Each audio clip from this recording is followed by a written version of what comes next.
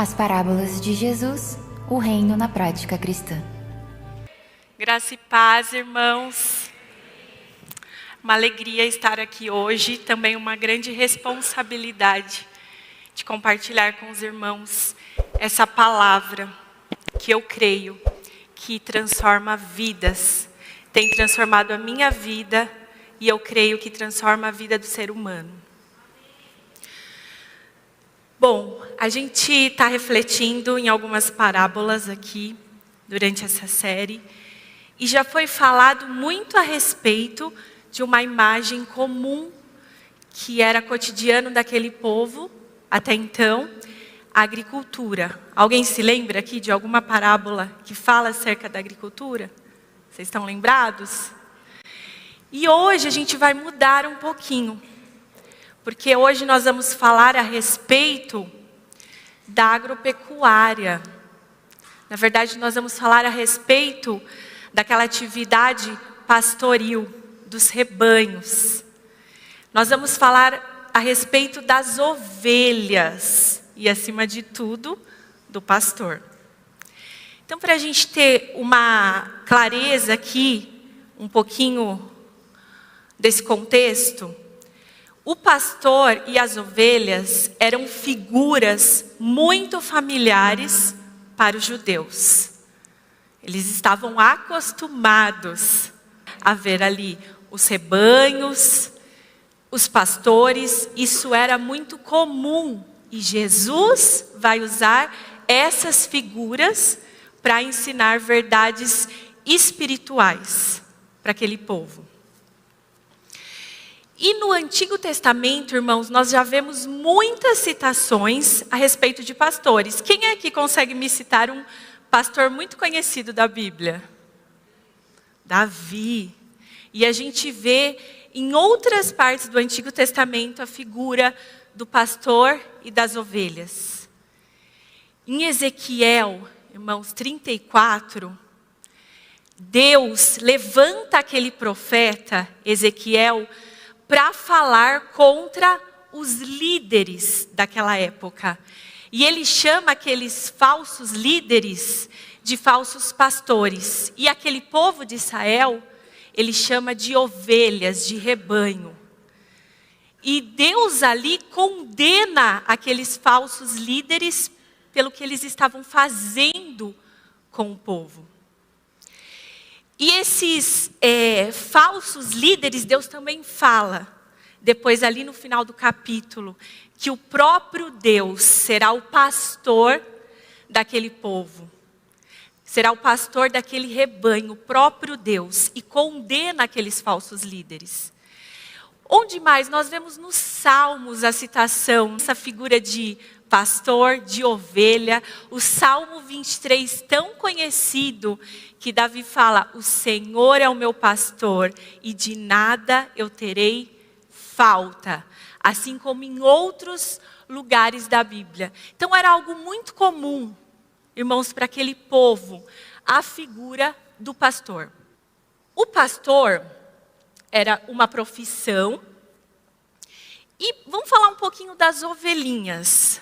Uma ovelha é um animal totalmente indefeso. Assim como outros animais que a gente conhece, diferente desses outros animais, que tem alguma forma de se defender a partir de um outro animal que vem atacar, a ovelha não. Ela é um animal extremamente indefeso, ela é um animal medroso, ela se assusta por qualquer coisa.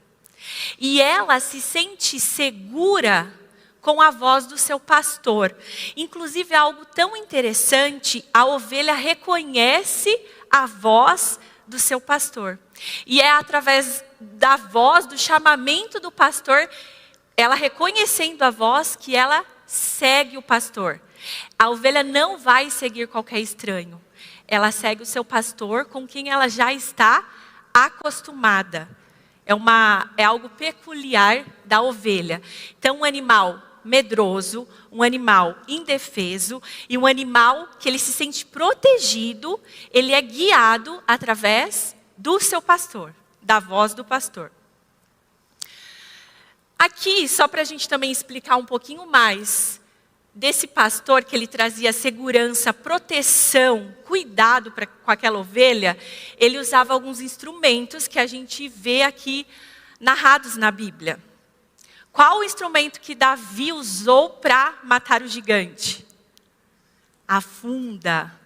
Então, naquela funda que, digamos que era um tipo, né, de estilingue, não era bem assim, mas só para a gente visualizar, ele usava as pedrinhas e aquilo servia de proteção, aquela funda. Aquela pedra pegava ali uma pressão, ia longe, ia forte, machucava. Inclusive, como nessa época ainda não tinham os cães pastores, o pastor ele usava a funda com a pedrinha para também chamar a atenção da ovelha.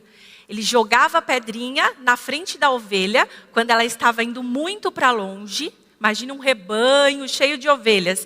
Aquela última que ele já não estava mais avistando, ele jogava ali, através da funda, a pedrinha. A ovelha assustava, porque a ovelha é medrosa. Ela se assustava e logo ela parava e já seguia o rebanho. O que mais? O pastor usava também o cajado, que era um instrumento pesado. Na ponta do cajado, parece até um taco, não é verdade? Pela imagem. Tinha alguns pregos. E através desse instrumento, o pastor protegia o seu rebanho contra os animais selvagens. Ele realmente usava como instrumento ali, como uma arma contra aqueles animais. Então, contra lobos, contra ali leões, ursos, a gente vê ali em Davi mesmo, que lutou contra esses animais. Então, o pastor usava esse cajado, que era pesado, era uma arma. O pastor usava também a vara, que era esse instrumento comprido. Vocês veem que tem um anzol na ponta? E esse instrumento, ele era usado para ajudar as ovelhas. Então, vocês imaginem ali, na região da Judéia, né, naquela região ali de Israel, que tem lugares muito pedregosos, muito assim, desníveis. Então, imagina a ovelhinha enroscada ali entre pedras. Como que o pastor fazia quando ele não conseguia alcançar? Ele pegava a ponta ali da vara e enroscava ali a ovelhinha como se fosse um anzol para puxar aquela ovelha, para tirar aquela ovelha do perigo. Então, a gente entende melhor esse contexto, que a gente já vai entrar no texto, aqui entendendo um pouco como que esse pastor, ele fazia com o seu rebanho, como esse pastor cuidava, quais eram esses instrumentos que o pastor usava. E só mais uma coisa antes de a gente entrar no texto, para a gente também entender esse contexto.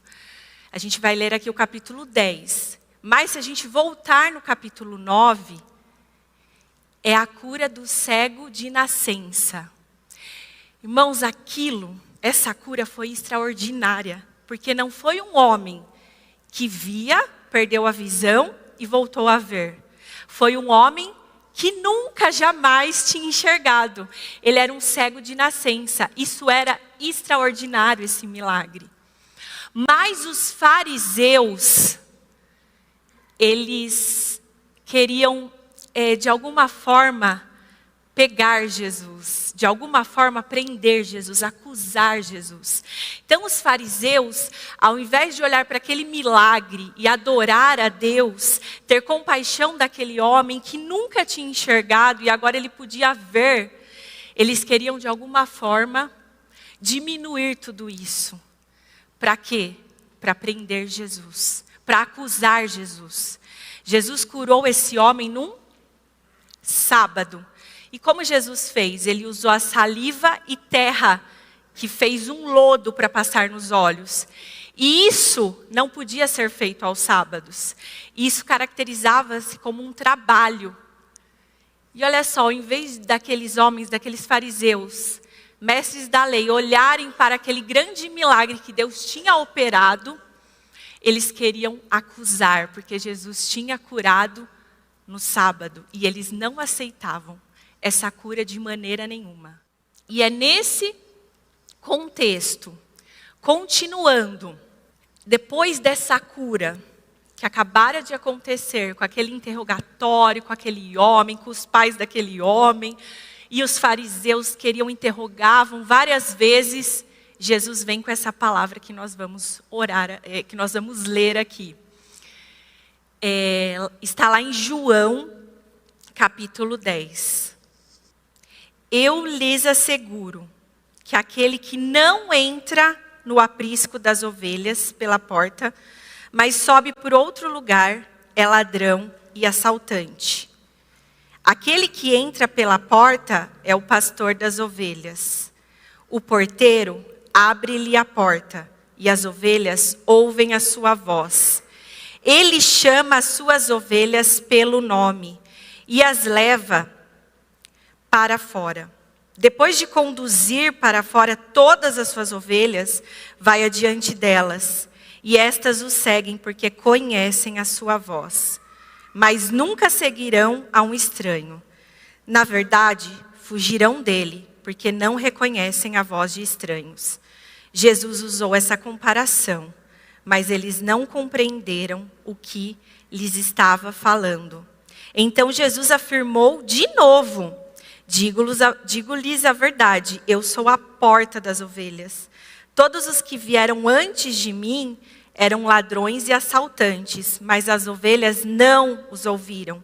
Eu sou a porta. Quem entra por mim será salvo. Entrará e sairá e encontrará pastagem. O ladrão vem para roubar, matar e destruir. Eu vim para que tenham vida e a tenham plenamente.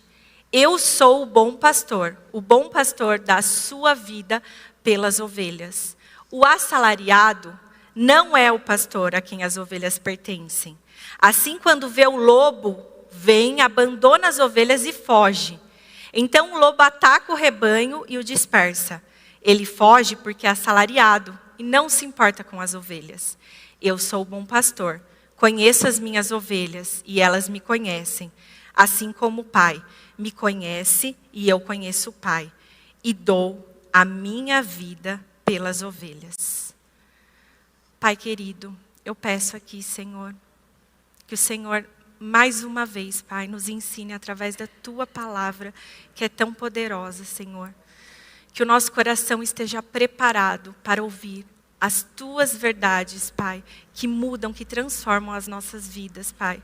Nos faz ouvir a Tua voz hoje e não vozes estranhas, Pai. Nos ensina, nos ajuda, Senhor. Fala conosco, Pai. Muda a nossa mentalidade e o nosso coração. Em nome de Jesus. Amém. Então aqui, irmãos, olha o que Jesus vai falar logo no primeiro versículo do capítulo 10. Eu lhes asseguro, em outras versões, em verdade vos digo, que aquele que não entra no aprisco das ovelhas pela porta, mas sobe por outro lugar, é ladrão e assaltante. Aqui nesse texto, ele vai narrar e vai falar sobre 2 tipos de currais, ou redil, que era onde as ovelhas ficavam, normalmente para dormir, durante a noite. 2 tipos. Esse primeiro tipo que nós temos aqui era um redil, um curral que ficava perto da aldeia. Então, todos os rebanhos ficavam nesse curral. E nesse curral, especificamente, tinha a porta com um porteiro que ficava ali com a chave e ele só ia abrir a porta para o pastor. E aqui a gente imagina, na verdade, não era apenas um pastor e um rebanho. Então imagina, era para a aldeia toda. Então vamos imaginar, um pastor com 50 ovelhinhas no rebanho, um segundo pastor com 100 ovelhas no rebanho, um terceiro pastor com 200 ovelhas no rebanho. E todos esses pastores, o porteiro conhecia, sabia que era pastor, abria a porta, era responsável ali, deixava o pastor entrar. E esse redil ficava perto da aldeia, onde as ovelhas iriam ali passar a noite. E aqui Jesus usa uma outra figura. Aquele que entra pela porta é o pastor de ovelhas. O porteiro abre-lhes a porta e as ovelhas ouvem a sua voz. Ele chama pelo nome e as leva para fora. Aqui vai falar que aquele que não entra pela porta, mas sobe por outro lugar, é ladrão e assaltante. Ou seja, aquele que não era o pastor, que era ladrão e assaltante, o porteiro não iria abrir para ele. O que ele fazia? Ele pulava aquele muro, ele sobe para outro lugar, ele entrava, normalmente matava a ovelha, tinha um outro comparsa do outro lado e jogava a ovelha. Alguma coisa ali da lã, ou mesmo da carne, né, dos chifres, ele usava ali, queria usar. Então o ladrão, ele jogava, porque o ladrão, ele não entra pela porta. Ele dá uma outra maneira de entrar. E aqui é interessante que a palavra fala que quando é o pastor, as ovelhas ouvem a voz do pastor e reconhecem a voz do pastor. Imagine quando aquele assaltante pulava, né, ali pelo muro, como a ovelha não se assustava. Então aqui Jesus já ensina uma verdade para nós. Vamos guardando essas imagens e isso que Jesus nos ensina.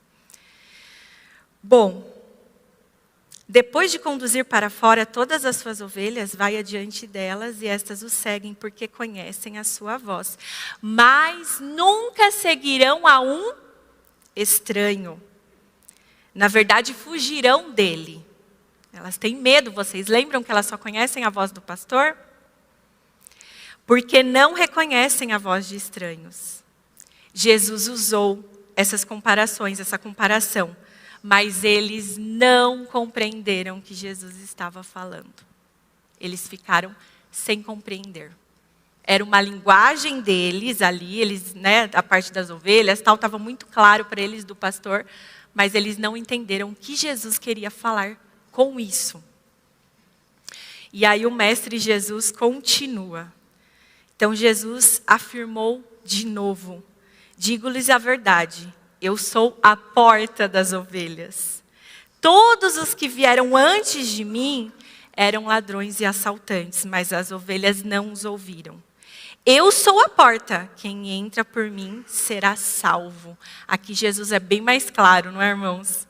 Entrará e sairá, encontrará pastagem. O ladrão vem para roubar, matar e destruir. Eu vim para que tenham vida e a tenham plenamente. Aqui Jesus está usando a figura de um segundo curral, ou redil. Né? Vamos imaginar então a topografia ali daquela região, da Judéia, ali de Israel. Vamos imaginar, como eu falei, era muito pedregosa, muitos desníveis, e não era em todo lugar que tinha pastagem, tinha pasto, que tinha ali a comidinha das ovelhas. O que o pastor tinha que fazer? Era um trabalho extremamente árduo, irmãos, a do pastor. Ele pegava as ovelhas do seu rebanho e ele tinha que procurar a pastagem para as ovelhas se alimentarem. E isso, às vezes, levava dias. Só que à noite chegava, o pastor precisava descansar, as ovelhinhas ali, tinha que parar à noite, sem luz, perigoso, imaginem, naquela época sem tecnologia. Existia um outro tipo de redil. Como que era esse segundo tipo? Eram construídos porque sabiam que teriam os pastores, os rebanhos. Então um muro, todo com muro, às vezes feito com pedras, às vezes até perto na entrada assim, de uma caverna, tal. E logicamente ali não tinha o porteiro, igual ali na aldeia. Não tinha o porteiro. Então tinha somente a entrada, a porta. Mas não tinha um fechamento daquela porta. Era só uma entrada. E Jesus aqui faz uma declaração maravilhosa. Porque ele se declara como a porta. As ovelhas, chegava à noite, as ovelhas entravam naquele lugar. E o próprio pastor deitava ali naquela entrada, porque ele seria a porta. Ele sentiria se qualquer ovelha tentasse fugir. Imagina ali o pastor deitado, a ovelha tivesse que pular ali. Ele ia sentir a patinha da ovelha. Não devia ser um sono muito tranquilo, não é, irmãos? Devia ser um sono um pouco conturbado. Se o pastor dormir na ovelhinha, aquela ovelhinha mais querendo escapar, acordava. Então, olha que interessante. O próprio pastor era a porta naquela situação. E Jesus usou essa figura desse redil, falando: eu sou a porta. Irmãos, olha o artigo aqui bem definido. Jesus não é uma porta. Jesus é a porta. E aquilo é muito claro. Porque aqui fala de salvação. Eu sou a porta. Quem entra por mim será salvo. Não existe salvação em outro lugar, em outras portas, porque Jesus é a porta. Jesus também se declara como o caminho. Podem até existir caminhos, vários caminhos tortuosos que levam à perdição, mas Jesus é o caminho. É aquele que leva ao Pai, é aquele que leva a Deus, ele é o único caminho. Ele é a porta e ele é o caminho. Jesus fala, entrará e sairá e encontrará pastagem, ou seja, encontrará alimento. Entrará e sairá, entrar e sair, era também uma linguagem muito comum para aquele povo. Por quê? Acho que vocês até devem se lembrar de um salmo que fala, que Deus fala que guardará a entrada e a saída. O que simbolizava essa entrada e essa saída? Era muito comum para aquele povo, essa linguagem. Quando você estava com proteção, você estava em segurança, você podia entrar e sair. Então, por exemplo, um país protegido, um país com segurança, o cidadão pode entrar e sair e não se preocupa. E é essa verdade que Jesus traz aqui. Jesus é a porta. Através dele nós somos salvos. Nós temos essa segurança de entrar e sair. Ou seja, nós temos a segurança na salvação. Não há erro. Quem entra pela porta que é Jesus, encontra essa pastagem, encontra essa proteção. Porque entrando por Jesus, a salvação é certa, meu irmão. Não há erro. A sua entrada e a sua saída está segura. O que era tão comum, essa linguagem para aquele povo. E aí Jesus continua, o ladrão vem apenas para roubar, matar e destruir. Eu vim para que tenham a vida e a tenham plenamente, em outras versões, em abundância. Aqui muita gente, já tive também esse pensamento errado, quando a gente lê esse texto, a gente acha que essa fala é para o diabo, é para o inimigo, é para Satanás, esse ladrão. O ladrão vem para matar, roubar e destruir. A gente pensa normalmente, diretamente, no inimigo das nossas almas. Mas não é ao inimigo que Jesus está se referindo aqui. O inimigo também vem para matar, roubar e destruir. Mas aqui nesse contexto, Jesus está falando daqueles fariseus. Lembram ali do capítulo anterior, o contexto daqueles homens que não aceitavam aquela cura daquele cego? Então, Jesus está falando daqueles fariseus. Daqueles homens, daqueles mestres da lei que a gente vai ler lá em Mateus 23, que queriam colocar cada vez mais um fardo mais e mais pesado em cima daquele povo. Aqueles homens que não se importavam com aquele povo. Eles se importavam apenas com eles. Como que Jesus fala, ai de vocês, fariseus e mestres da lei. Começa a falar ali, depois vocês podem ler tudo que Jesus fala a respeito daqueles homens. Aqueles homens roubavam as viúvas, aqueles homens queriam colocar mais e mais fardos pesados em cima daquele povo, pegavam a lei de Deus e deturpavam, deixava algo muito pesado, que não era a lei que Deus tinha dado. Aquele povo era complicado, era desonesto, era corrupto. E é a estes homens que Jesus se refere aqui. São esses os ladrões que vêm para matar, roubar e destruir. Quando a gente lê ali em Ezequiel 34, a gente entende bem de quem Jesus está falando. Vamos ler rapidamente Ezequiel 34. Eu vou ler aqui alguns versos. Número 1. Veio a mim essa palavra do Senhor, filho do homem, profetize contra os pastores de Israel. Profetize e diga-lhes, olha, os pastores de Israel, os líderes falsos que não cuidavam das ovelhas do rebanho. Assim diz o soberano, o Senhor, ai dos pastores de Israel que só cuidam de si mesmos. Acaso os pastores não deveriam cuidar do rebanho? Lá no verso 4, vocês não fortaleceram a fraca, ou seja, vocês não fortaleceram a ovelha fraca, nem curaram a doente, nem enfaixaram a ferida. Vocês não cuidaram da ovelha fraca, da doente, da ferida. Vocês não trouxeram de volta as desviadas, nem procuraram as perdidas. Vocês têm dominado sobre elas com dureza e brutalidade. Por isso elas estão dispersas, porque não há pastor algum. E quando foram dispersas, elas se tornaram comida de todos os animais selvagens. Verso 7. Por isso, pastores, ouçam a palavra do Senhor. Juro pela minha vida, palavra do soberano Senhor. Visto que o meu rebanho ficou sem pastor, foi saqueado e se tornou comida de todos os animais selvagens, e uma vez que os meus pastores não se preocuparam com o meu rebanho, mas cuidaram de si mesmos, em vez de cuidarem do rebanho, ouçam a palavra do Senhor, ó pastores. Assim diz o soberano, o Senhor, estou contra os pastores e os considerarei responsáveis pelo meu rebanho. Irmãos, e aqui,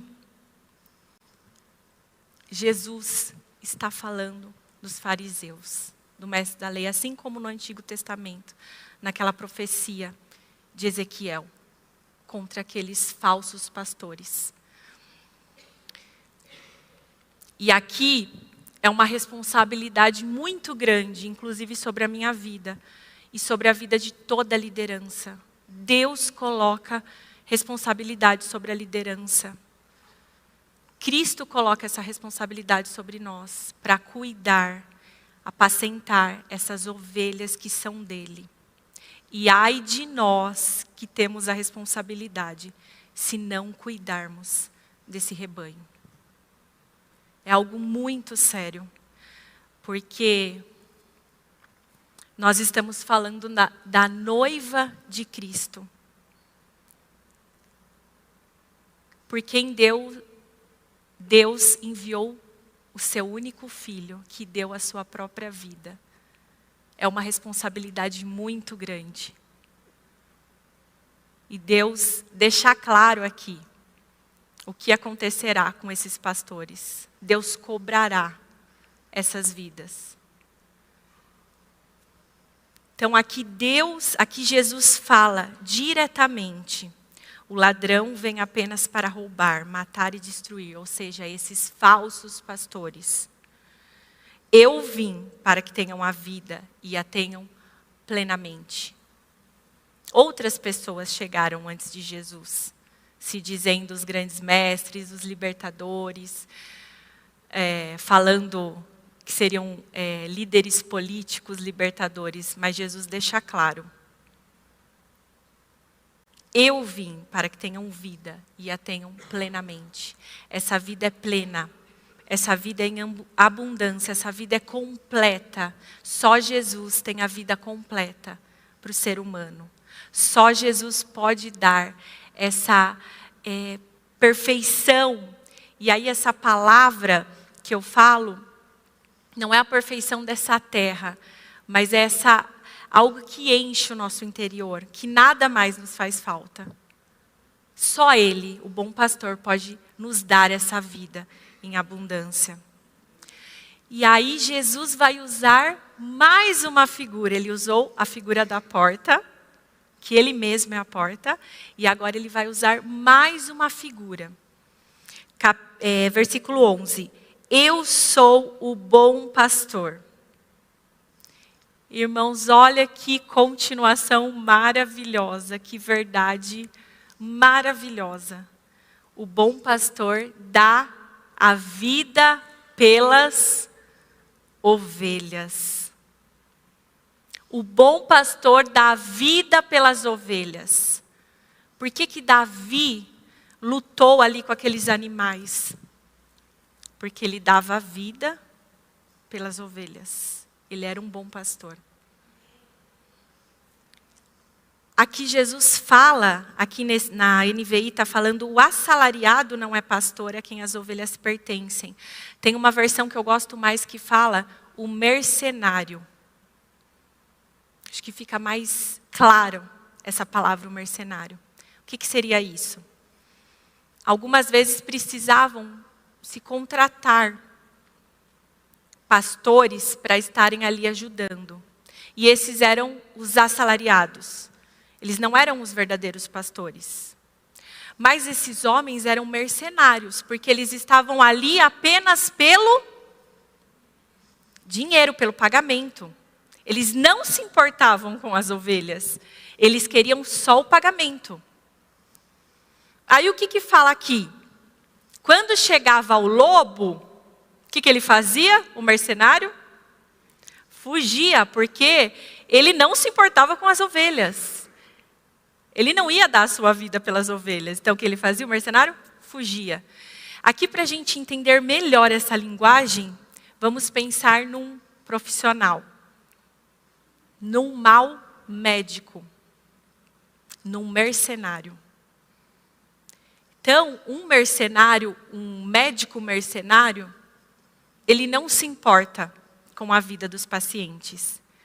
Ele está ali, ele fez aquela graduação por conta do lucro, mas ele não se importa com a vida dos pacientes.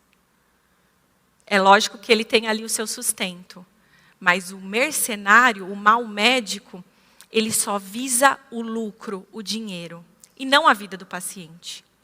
A vida do paciente não está em primeiro lugar. E, infelizmente, nós temos histórias terríveis aqui de médicos que são mercenários. Acho que fica até figura mais fácil para a gente entender da profissão. Aqui nesse contexto, eram os pastores.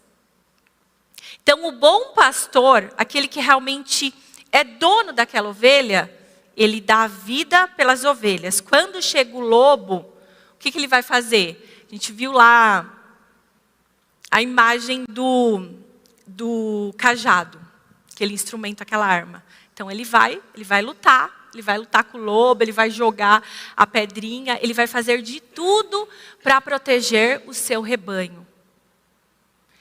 E aqui nessa figura tão maravilhosa, irmãos, Jesus é o bom pastor.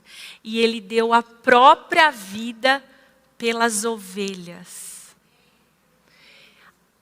E continuando aqui,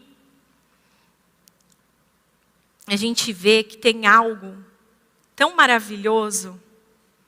Eu sou o bom pastor, no verso 14. Conheço as minhas ovelhas e elas me conhecem. Assim como o Pai me conhece e eu conheço o Pai. E dou a minha vida pelas ovelhas. Que Jesus faz uma comparação, que as verdadeiras ovelhas dele conhecem a ele como ele conhece o Pai. Uma relação de intimidade, de relacionamento verdadeiro, sincero, relacionamento próximo. As ovelhas do bom pastor, as ovelhas de Jesus, o conhecem como ele conhece o Pai. Antes da gente, aqui um pouquinho antes, fala que Ele conhece pelo nome. Irmãos, olha que coisa maravilhosa a gente pensar. Num mundão, num planeta gigantesco que a gente vive, Jesus conhece você pelo seu nome. Não é maravilhoso isso? Jesus nos conhece intimamente, profundamente, Ele nos conhece pelo nome, Ele sabe o nome de cada um dos habitantes do planeta. Porque Ele é o bom pastor. E Ele dá vida pelas ovelhas. Ele dá vida pela humanidade.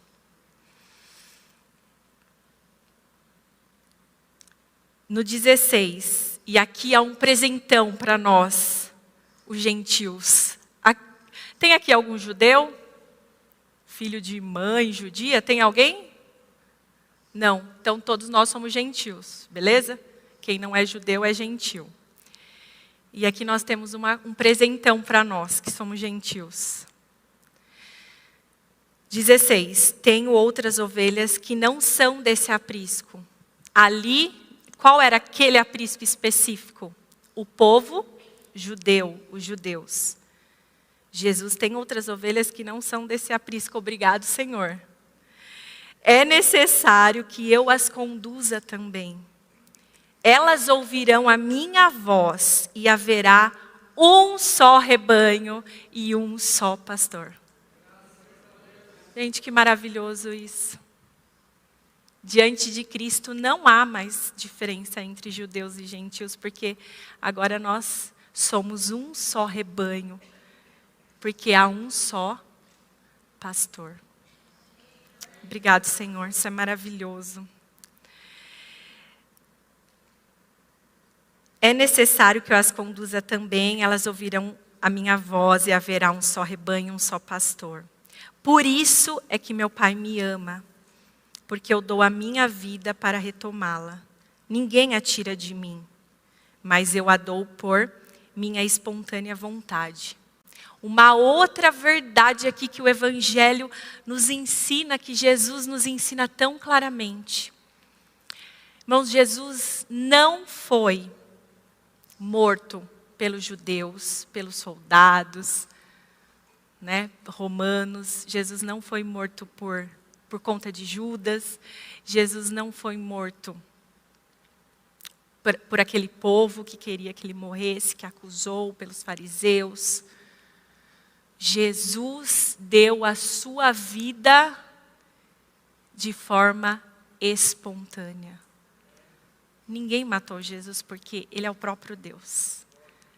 Mas antes, e muito mais forte, Ele deu a sua vida espontaneamente, por amor às nossas vidas. Por isso que Ele fala aqui, essa verdade. Que na verdade, ninguém a tira de mim, Jesus fala. Ninguém tira a vida dele. Ele a deu espontaneamente. Mas eu dou por minha espontânea vontade. Tenho autoridade para dá-la e para retomá-la. Jesus deu a sua vida espontaneamente, ele morreu, mas ele também tinha autoridade para ressuscitar. E hoje ele está vivo. O nosso pastor está vivo, porque ele tem essa autoridade de dar a vida e de retomar a vida. Esta ordem recebi do meu Pai. Pois a gente vai ver aqui no final que os judeus ficaram divididos, eles ficaram meio atordoados. Alguns deles até disseram, nossa, ele está endemoniado esse cara. O que ele está falando? Ele está louco. E outros, não, mas essas palavras não são de alguém que está endemoniado. Aqui tem, depois vocês continuem uma mensagem assim com muita riqueza. Mas nós vamos para a conclusão. Então aqui a gente tem uma conclusão muito clara, irmãos, para os líderes. Nossa responsabilidade como líderes é com a noiva de Cristo, comprada com sangue precioso. e que Deus irá cobrar. Como tem sido esse cuidado?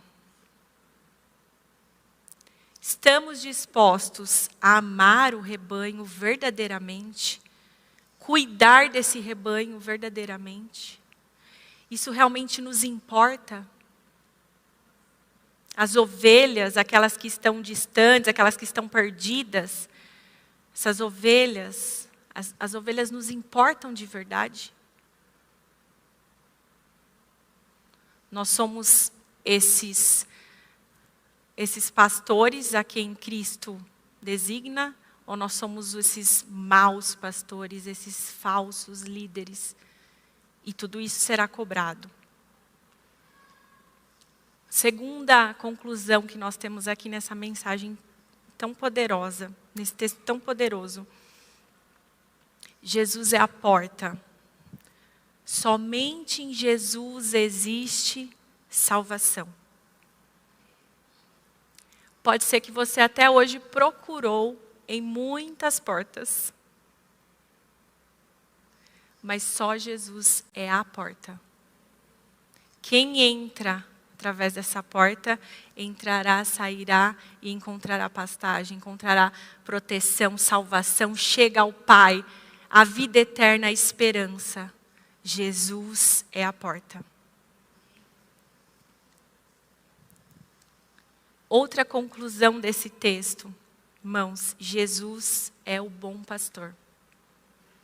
E o bom pastor, ele dá a própria vida pelas ovelhas. E isso é que nos enche de esperança para continuar nessa caminhada. É por isso que nós estamos caminhando. Irmão, imagina uma vida sem esperança. Como que a pessoa continua nessa vida cheia de desilusões, cheia de tragédias? A gente presenciou uma tragédia, né, agora há pouco ali em Vinhedo. Cheia de maldade. Como a gente caminha aqui nesse mundo horrendo sem esperança? Mas Jesus é o bom pastor. Ele dá a vida pelas ovelhas e Ele cuida das ovelhas. Porque Ele ama as ovelhas e Ele nos conhece. Ele conhece você pelo seu nome. Você não é qualquer pessoa. Porque Ele te conhece pelo próprio nome. Ele te conhece, Ele te chama. Ele faz esse chamamento aqui mais uma vez. Ele é o bom pastor que dá a vida pelas ovelhas.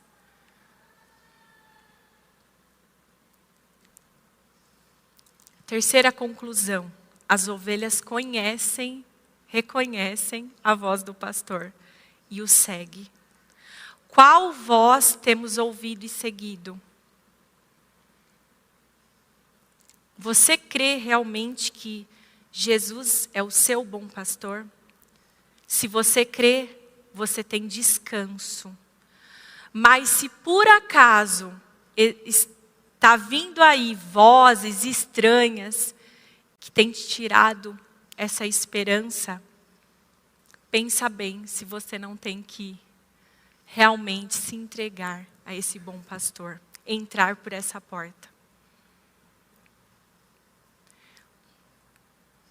E aí, irmãos, eu gostaria de fazer 2 orações essa noite. A primeira oração eu gostaria de fazer pela liderança. Por todos que são líderes e que têm essa responsabilidade aqui que Deus coloca para cuidar do rebanho dele. Que é algo muito sério, porque nós, como eu disse, nós estamos falando da noiva de Cristo. Então nós não podemos fazer as coisas de qualquer maneira. É algo muito sério. E ai dos maus pastores.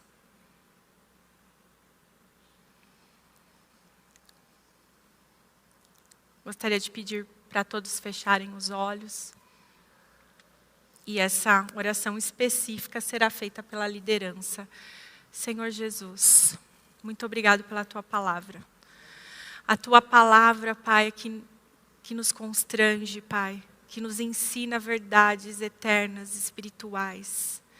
Tua palavra que muda, Senhor, e que nos ensina como devemos andar, Pai. E hoje eu quero pedir, Senhor, pela liderança aqui dessa igreja, Senhor. Deus, o Senhor nos confiou algo tão maravilhoso, que é cuidar do seu rebanho, Pai. E perdoa-nos se não temos feito isso com dedicação, com amor, com zelo, com responsabilidade, com extremo amor, Pai. Nos perdoa. Deus, nós não queremos fazer isso de qualquer maneira, Pai, porque é a tua noiva, Senhor. Que grande responsabilidade está, Senhor, sobre a liderança. Deus, muda, Senhor, isso. Deus, afasta também os falsos líderes, Pai. Deus, coloca tudo diante da tua luz, Pai. Que tudo venha, Pai, a ficar claro, Senhor, perante da tua poderosa luz, Senhor. Muda, Senhor Jesus, o nosso coração, a nossa mentalidade. Nós queremos estar diante de Ti e na liderança, Pai, com temor e tremor. Deus, nos ajuda, nos capacita, Pai. Nos faz entender dessa responsabilidade tão grande, Senhor. E afasta, Senhor, todos aqueles que não têm essa intenção verdadeiramente em Ti, Senhor. Em nome de Jesus, Pai amado, em nome de Jesus. E eu gostaria de fazer, irmãos, uma segunda oração. Por você, que já entrou por várias portas, por diversas portas, tentando encontrar alegria, tentando encontrar esperança, tentando encontrar um propósito de vida. Mas você nunca entrou pela verdadeira porta que é Jesus. Você que já foi, talvez, pastoreado por qualquer outra coisa, ou outro homem, ou deuses, ou ideologias, mas que nunca foi pastoreado pelo bom pastor que é Cristo. E Ele está aqui hoje, nessa noite. O Espírito de Deus está nessa noite, fazendo mais uma vez esse convite para você entregar a sua vida a esse bom pastor. A entrar por essa porta que muda, que transforma a nossa vida, e não só a nossa vida, transforma a nossa eternidade. E o bom pastor que é Cristo, Ele não só cuida de nós, como Ele dá a sua própria vida por nós. Então eu gostaria que, se você aí no seu lugar nunca faz essa oração, de entrar por essa porta, de aceitar mesmo esse bom pastor, Jesus Cristo, na sua vida, que você, como simbolismo, colocasse a mão no seu coração e fizesse essa oração junto comigo. Mas nós não sabemos até quando teremos oportunidade de entrar pela porta que é Cristo. Não deixe para outro momento. Jesus dá mais uma oportunidade. E de uma forma tão amorosa como Ele sempre faz. Deus amado, nós estamos aqui diante de Ti, diante da Tua palavra e diante do Teu convite, Senhor. Deus, o Senhor conhece aqui cada coração, o Senhor conhece pelo nome, inclusive, Deus. Deus, se há alguém que ainda não entrou pela porta, que é o Senhor, se tem alguém que ainda não está sendo pastoreado por Ti, ó Jesus Cristo, que essa pessoa neste momento possa entregar a sua vida diante de Ti, Pai. Possa reconhecer o Senhor como a única porta, como o caminho, a verdade, a vida, aquele que leva ao Pai, o único mediador. Que possa reconhecê-lo como bom pastor. Deus amado, muda, Pai, essa história. Encontra, Senhor, essa pessoa com a Tua salvação, Senhor. E que haja nova vida, uma história transformada a partir de hoje, Senhor. Em nome de Jesus, Pai querido. Oh, Deus amado, e que a tua alegria, a tua paz, Deus amado, que é sobrenatural, Pai, seja derramada sobre a vida desse irmão, Senhor, que hoje teve um encontro contigo. Em nome de Jesus.